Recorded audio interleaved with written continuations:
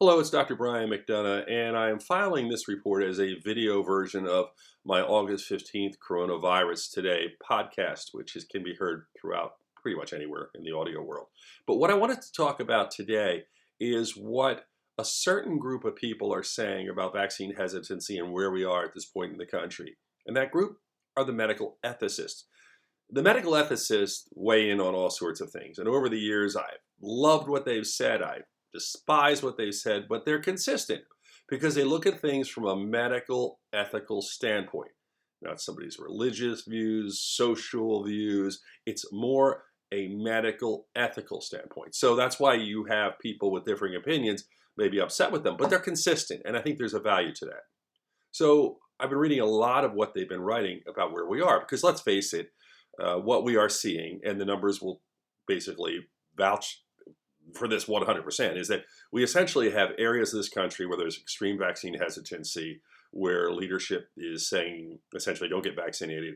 And that is where we are seeing hospitals right now that are flooded. In fact, they're flooded to the point the ICUs are packed with the unvaccinated. And now people can't get into the hospital who have other health issues. They have to go hundreds of miles away to be seen if they have chest pain. So what we're having is an impact on society that's dramatic. So where are the ethicists on this? How do they weigh in? Well, first they look at why we are where we are today. And they just look at it coldly, and they look at three primary factors. The first factor is politicians. Perhaps for the first time to such a large extent, politicians with limited medical knowledge, or some with good deal of medical knowledge, are weighing in and making public health decisions.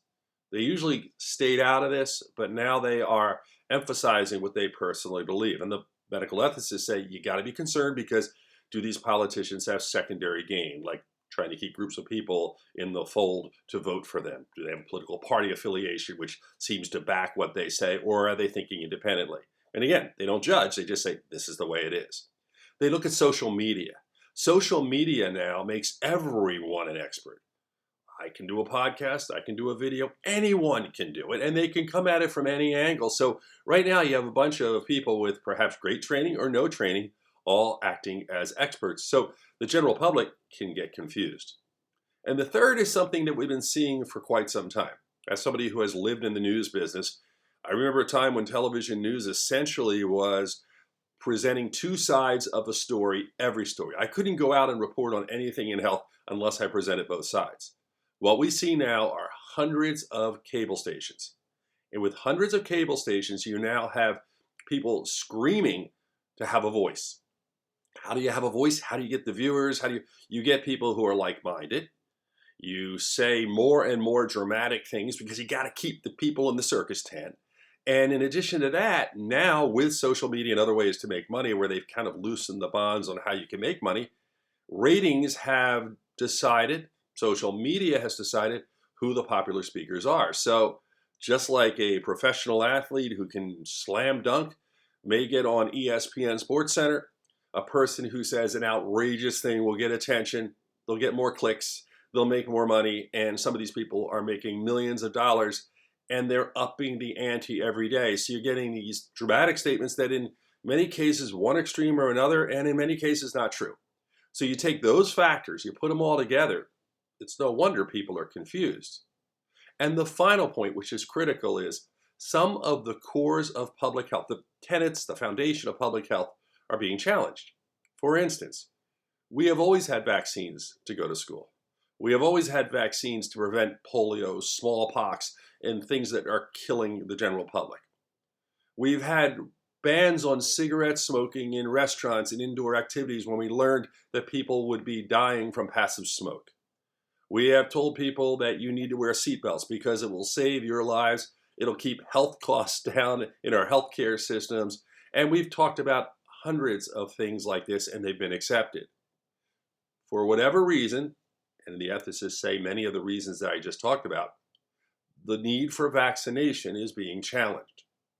And they said the major point here is we will suffer or not suffer to a large extent as what we as a society decide. So they don't say Bill Jones is vaccine hesitant and Bill Jones is killing 9 people because of his quote unquote selfish view. They're just saying, we as a society, if 60% get vaccinated, we're going to pay a price. If 80% get vaccinated, we'll pay less of a price. And essentially, that's what we're seeing. So it's a blunt assessment. I ask you to read what they have to say. There are many great bioethicists, and although these are not all his points, one of the people I turn to a lot is Art Kaplan, and you probably have seen him on national stage. He's asked questions all the time, but there are numerous medical ethicists. I'm just amazed at how similar they are in their approach and what they're saying. So take a look, make up your mind yourself, but definitely keep thinking, especially if you're vaccine hesitant. Look at the numbers, look at safety profiles, and try to get an insight into why people might be telling you the things they're telling you.